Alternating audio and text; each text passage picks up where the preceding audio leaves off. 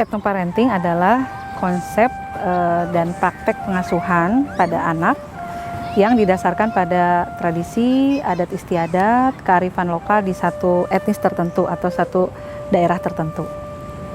Jadi pengasuhan pada anak yang didasarkan pada tradisi, adat istiadat atau budaya dari satu etnis tertentu gitu, di satu daerah.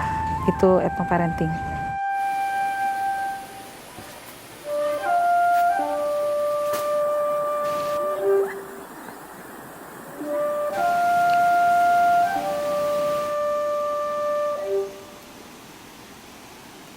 Pada dasarnya ethnoparenting ini dilatar belakangi oleh satu situasi dalam konsep pendidikan anak itu hari ini yang banyak melakukan riset itu di negara-negara barat. Nah, negara-negara barat tentunya mereka mengambil sampel atau data dari wilayahnya sendiri. Bagaimana kondisi situasi lingkungan sosial, politik, ekonomi, dan budaya di tempatnya. Nah, konsep pendidikan itu kemudian dibawa ke daerah-daerah lain. Nah, tentu saja di situ ada persoalan karena secara geografis, kondisi sosial, ekonomi, budayanya itu berbeda.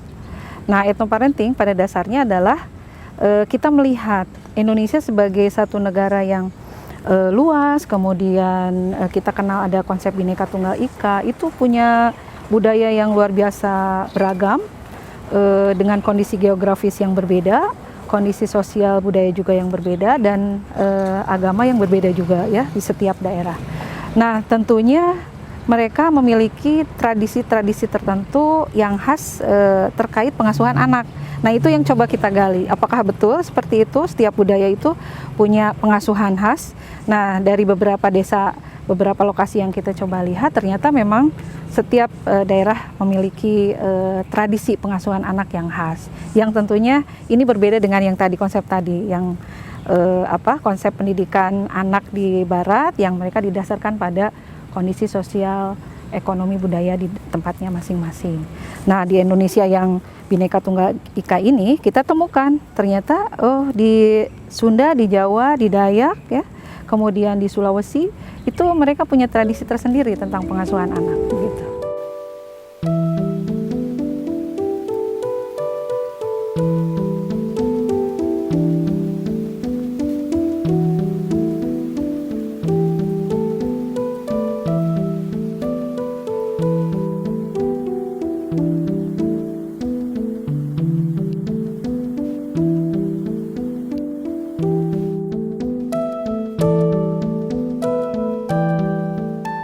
Apa yang sudah menjadi hasil riset di dunia barat itu tidak bisa serta-merta kita terapkan di Indonesia karena ada tadi sebagaimana yang sudah dijelaskan ada situasi dan kondisi yang berbeda di Indonesia.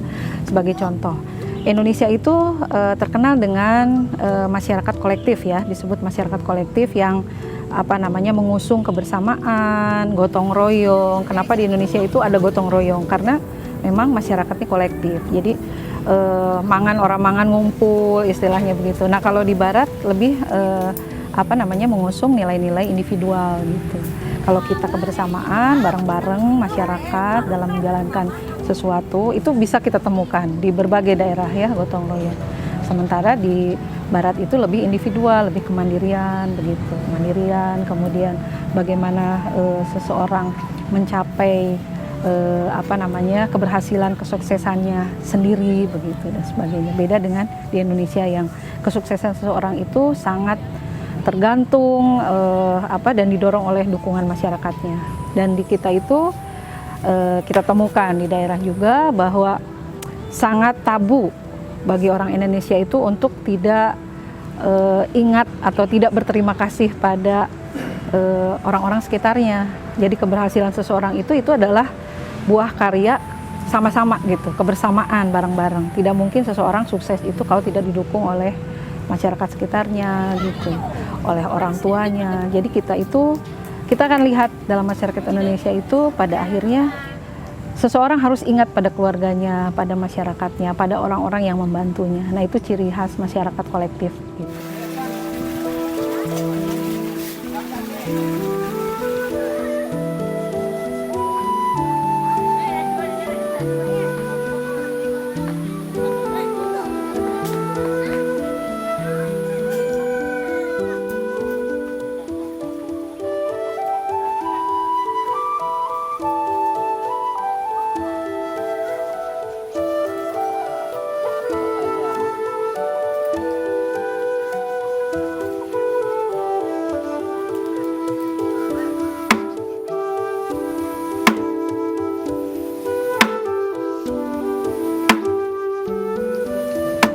Jadi setelah kita melakukan riset ke berbagai daerah itu, kita temukan ternyata di setiap daerah itu ada 4 nilai esensial dari parenting tadi ya, yang berdasarkan local wisdom.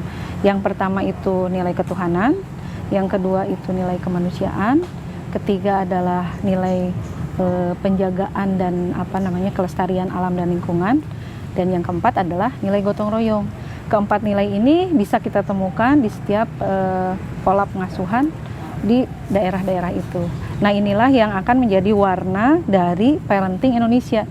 Jadi istilahnya begini, kalau ditanyakan parenting khas di Indonesia itu seperti apa sih? Nah, kita hari ini menemukan 4 nilai itu. Pasti parenting di Indonesia itu tidak lepas dari nilai Tuhan, kemudian nilai manusianya sendiri sebagai manusia yang sebagai makhluk yang utama.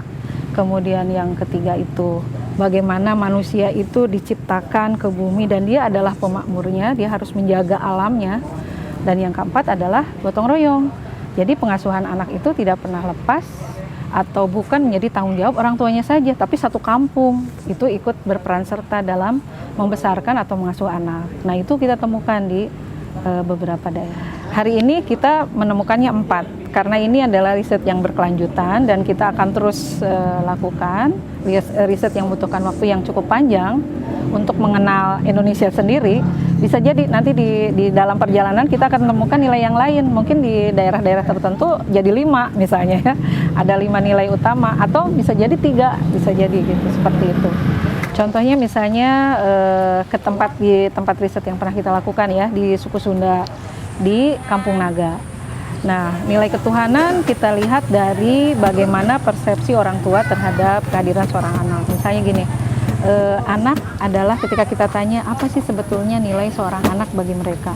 Anak itu titipan Tuhan. Jadi di awal pendidikan seorang anak, orang tua menyadari bahwa anak itu bukan miliknya, bukan milik orang tua sendiri, tapi anak itu adalah titipan Tuhan.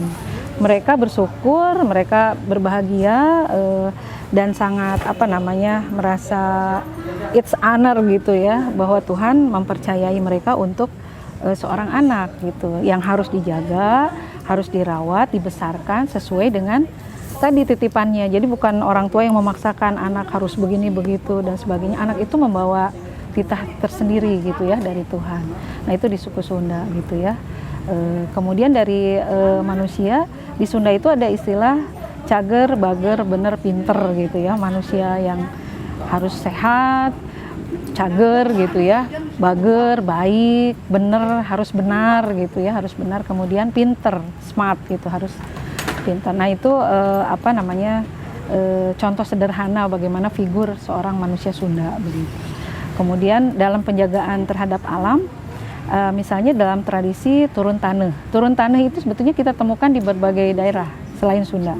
Ada juga di Aceh, kemudian di Jawa ya. Di Jawa itu ada istilahnya tedak sinten, masing-masing punya nama sendiri. Nah, turun tanah itu kita pahami sebagai wujud bagaimana anak sejak kelahiran pertama kali mereka diperkenalkan terhadap tanah yang dipijaknya gitu. Inilah bumi yang engkau pijak, inilah bumi yang harus engkau makmurkan, harus engkau jaga. Jadi sejak pertama anak lahir itu sudah diperkenalkan matahari pertama gitu ya. Itu dibuat tradisi begitu. Ini matahari pertamanya, ini tanah yang akan kau pijak, seperti itu. Jadi kemudian ada tradisi-tradisi lain ya yang memperlihatkan bagaimana connecting gitu ya, ada konektivitas antara seorang anak dengan alam sekitarnya gitu ya. Ada simbol-simbol tertentu. Kemudian gotong royong. Nah, gotong royong ini kita lihat salah satu contoh ketika mulai seorang ibu hamil. Nah, ibu hamil itu di Kampung Naga itu ketika dia dinyatakan hamil, maka indung berang di situ ya, sesepuh gitu ya, salah satu sesepuh di sana mendatangi ibu tersebut, lalu bertanya, lalu mereka melakukan ijab kabul, semacam perjanjian bersama, kesepakatan apakah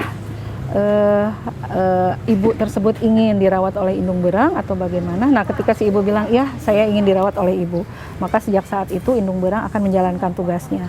Dia akan merawat ibu tersebut, datang setiap hari, menanyakan keadaan dan sebagainya ya, termasuk gizinya, termasuk dipijit dan sebagainya gitu. Jadi ada tradisi-tradisi yang menjaga kesehatan, kesejahteraan ibu tersebut. Nah, kemudian di usia 9 bulan itu ada tradisi ngaronda. Tradisi ngaronda itu satu kampung memiliki tugas gitu ya, semacam sudah kewajiban yang jadi istilahnya benar-benar lahir dari mereka sendiri gitu ya, bukan sebuah tugas yang hanya kewajiban gitu.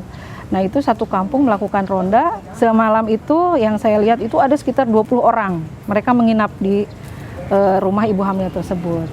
Ya, ketika ditanya, ya supaya ketika ibu tersebut akan melahirkan, kami ada siap sedia, mudah gitu. Jadi kalau butuh bantuan, kami ada di sekitar, tidak susah harus ngetokin pintu dan sebagainya gitu. Jadi itu saya lihat itu dari anak-anak juga hadir. Jadi sudah ada transfer budaya ya. Jadi anak-anak hadir, yang wanita di dalam rumah, yang bapak-bapaknya di luar rumah gitu. Jadi mereka melakukan ronda gitu, seperti itu. Lalu setelah kita melihat anak-anak yang sudah lebih besar, ketika bermain, itu anak bisa bermain dengan siapa aja. Dia tidak hanya bermain dengan orang tua, bisa dengan tetangganya. Kalau ibunya sedang sakit, anak itu bisa dengan mudah saja tetangganya merawat si anak karena ibunya sedang sakit. Jadi anak itu tidak betul-betul bukan hanya tanggung jawab orang tua, tapi satu desa ikut serta gitu ya, satu desa ikut serta merawat dan mengasuh anak tersebut.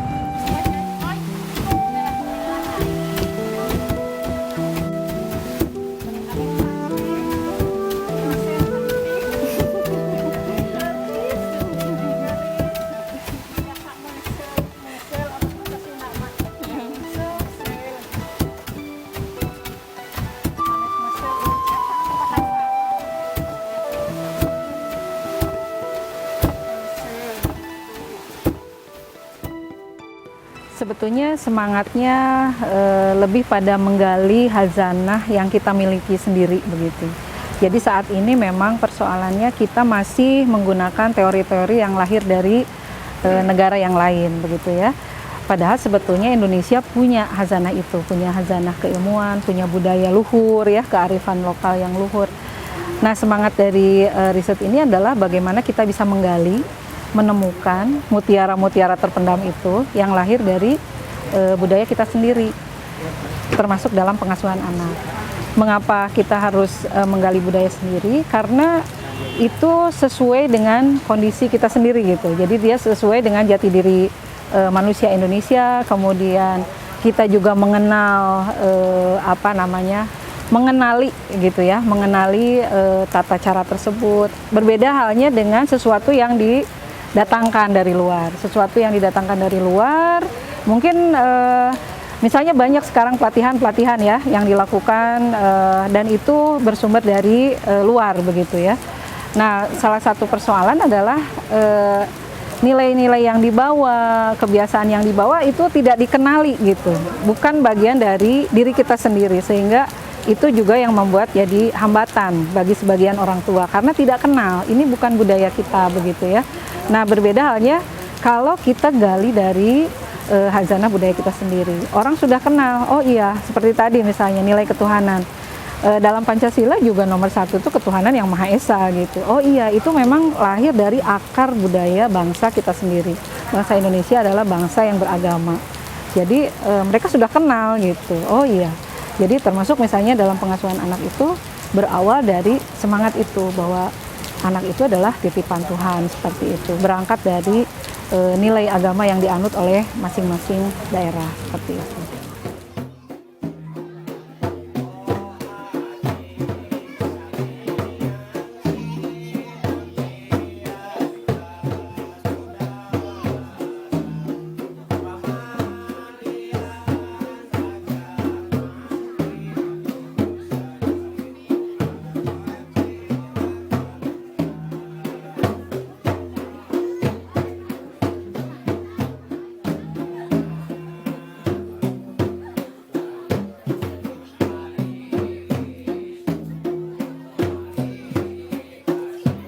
Saya, Yeni Rahmawati dari Universitas Pendidikan Indonesia, mengajak saudara-saudara semua untuk menggali kembali hazanah kearifan lokal yang ada di Indonesia. Terima kasih.